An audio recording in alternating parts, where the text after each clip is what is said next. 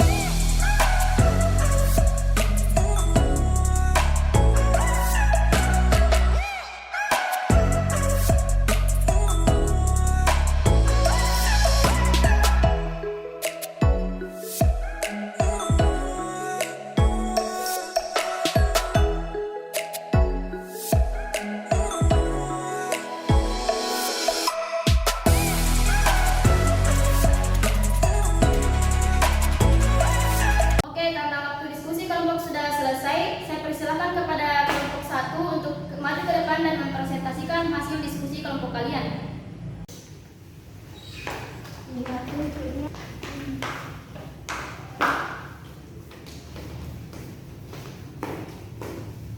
Baik, bismillahirrahmanirrahim. Assalamualaikum warahmatullahi wabarakatuh. Waalaikumsalam warahmatullahi wabarakatuh. Kami dari kelompok 1 akan mempresentasikan hasil diskusi kami yang berjudul Pola Pewarisan Sifat, di mana pemateri pertama yaitu Saudari Nurwahidah S. Saya persilakan dengan hormat. Baik, pola pewarisan sifat ini, pola-pola hereditas menurut Walter Sulton ini, seorang ahli genetika dari Amerika Serikat menjelaskan bahwa ada beberapa hal yang menyebabkan pola-pola hereditas pada manusia bisa muncul. Di antaranya yaitu yang pertama, karena gen memiliki identitas yang bersifat tetap dan merupakan karakteristik yang diturunkan oleh orang tuanya. Yang kedua, pemisahan bebas kromosom enggak homolog dari induk saat meiosis. Yang ketiga, jumlah kromosom dalam sel kelamin yang berjumlah setengah dari kromosom lengkap atau kromosom induk. Dan yang terakhir, pada saat fertilisasi kromosom yang setengah atau satu set tadi berpasangan lagi sehingga muncul sifat baru yang berpola. Mungkin itu saja dari saya kembalikan ke moderator. Baik, materi selanjutnya akan dipaparkan oleh Saudari Asri Aini Mardani. Kepadanya saya persilakan. Baik, terima kasih atas kesempatannya. Langsung saja, secara morfologis kamu bisa melihat kalau tubuh kamu memiliki sifat campuran yang dibawa dari kedua orang tuamu. Misalnya, kamu memiliki rambut ikal atau tubuh yang tinggi seperti ibumu. Kulit kamu putih dan berhidung mancung seperti ayahmu. Ini terjadi karena pewarisan sifat orang tua pada anak tidak diturunkan begitu saja, melainkan ada proses yang membuat gen masing-masing orang tua kamu akhirnya bisa menurunkan sifatnya. Mungkin itu saja, saya kembalikan ke moderator. Baik, itulah tadi pemaparan materi dari kelompok 1. Selanjutnya saya buka sesi tanya jawab kepada teman-teman sekalian yang belum mengerti atas pemaparan dari kami. Saya persilakan untuk mengajukan pertanyaan. Saya moderator. Ya, dari Maulina Rahma. Baik, terima kasih atas kesempatan yang diberikan kepada saya. Saya ingin bertanya kepada kelompok 1. Yang pertanyaan saya itu, mengapa dalam pewarisan sifat ada yang disebut dengan pola hereditas? Sekian, terima kasih. Pertanyaan dari Saudari Nurwahidah. Selanjutnya saya persilakan kepada Saudari Nurwahidah S untuk menjawab pertanyaan dari Saudara Nurwahidah. Baik, adapun pertanyaannya yaitu mengapa dalam pewarisan ada pola hereditas? Karena di dalam sel ada organel sel yang disebut inti. Di dalam inti ini ada kromosom-kromosom yang berisi materi genetik yang disebut DNA. Nah, di dalam uraian untaian DNA ada gen, dan gen-gen inilah yang nantinya menentukan sifat sang anak. Seperti yang dikatakan oleh Walter Sutton, identitas gen tidak akan berubah meskipun nantinya terjadi pembelahan mitosis dan meiosis pada sel. Dan sifat yang dibawa gen akan selamanya begitu, bahkan saat meiosis terjadi, dua set kromosom yang berasal dari kedua induk memisahkan diri secara bebas. Mungkin itu jawaban dari kami, saya serahkan ke moderator. Baik, itulah tadi jawaban dari kelompok kami. Selanjutnya saya kembalikan ke saudari penanya. Apakah jawaban dari kami sudah diterima atau masih ada tambahan? Silakan. Baik, terima kasih atas penjelasan dari kelompok 1. Mungkin cukup jelas dan saya terima jawabannya. Itulah presentasi dari kelompok kami. Sekian dan terima kasih. Assalamualaikum warahmatullahi wabarakatuh. Waalaikumsalam warahmatullahi wabarakatuh. Jadi itulah tadi presentasi hasil diskusi dari teman kelompoknya. Silakan kembali ke tempat duduknya. Beri aplaus untuk teman-teman. Oke, selanjutnya silakan kepada kelompok 2 untuk maju ke depan mempresentasikan hasil diskusinya.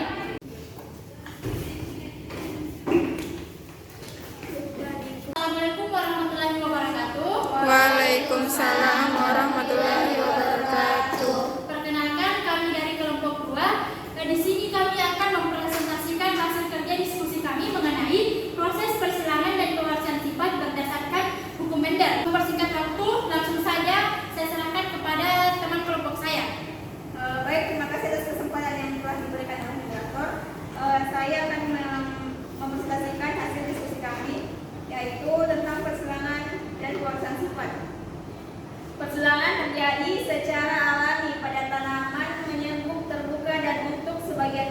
tanaman menyerbu sendiri. Pada tanaman menyerbu sendiri, persilangan buatan telah dipraktikkan sejak lama sebelum dilakukan percobaan oleh Johann Mendel.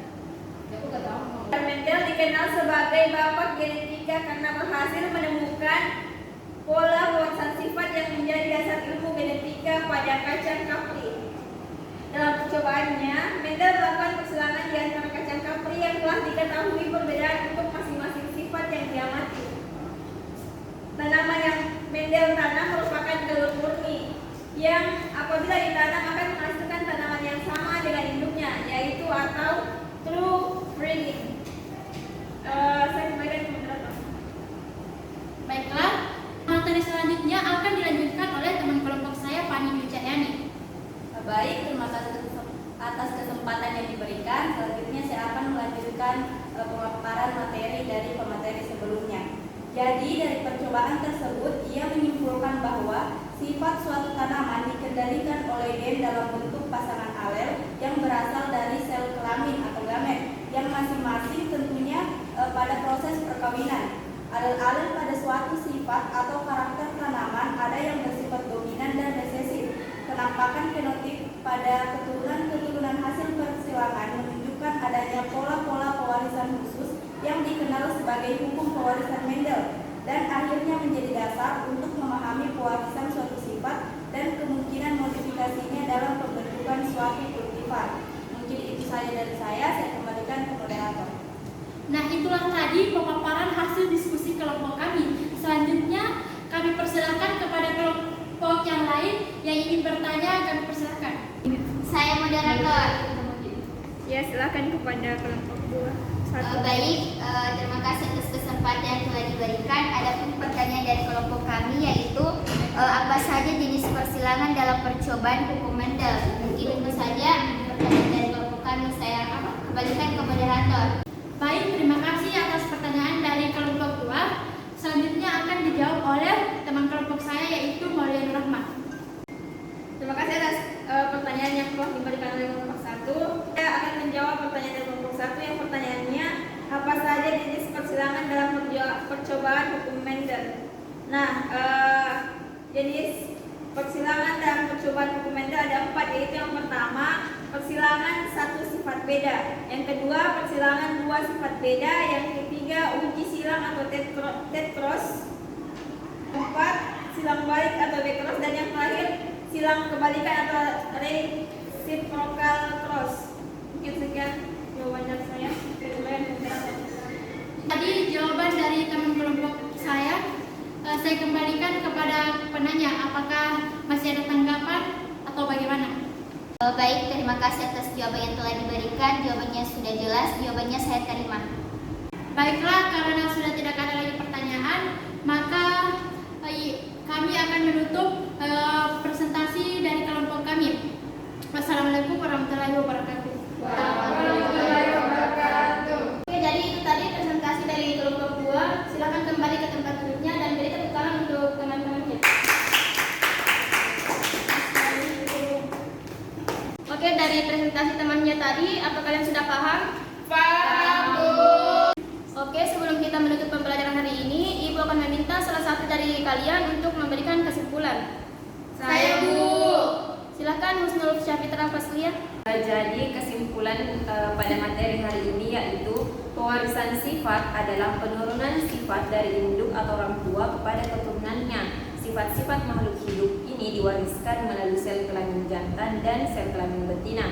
Bagian sel yang bertanggung jawab terhadap penurunan sifat ini terdapat di bagian inti sel atau nukleus, di mana inti sel di dalamnya terdapat kromosom. Kromosom merupakan benang-benang halus yang berfungsi sebagai faktor pembawa sifat keturunan. Di dalam kromosom terdapat substansi pembawa sifat keturunan yang terdiri atas senyawa kimia yang disebut gen. Kromosom dan gen inilah yang mengendalikan pewarisan sifat pada makhluk hidup. Oke, terima kasih kepada Husnul. Jadi itulah tadi kesimpulan dari temannya. Selanjutnya Ibu akan memberikan kalian tugas individu untuk dikerjakan di rumah. Jadi tugasnya yaitu kalian mencari masing-masing 2 contoh persilangan makhluk hidup berdasarkan hukum Mendel 1 dan hukum Mendel 2. Jadi tugasnya kalian kumpul minggu depan. Iya, Bu. Oke, pembelajaran hari ini kita tutup dan bersama-sama membaca hamdalah. Alhamdulillahirrahmanirrahim. Tetap jaga kesehatan kalian agar pekan depan kita bisa bertemu kembali.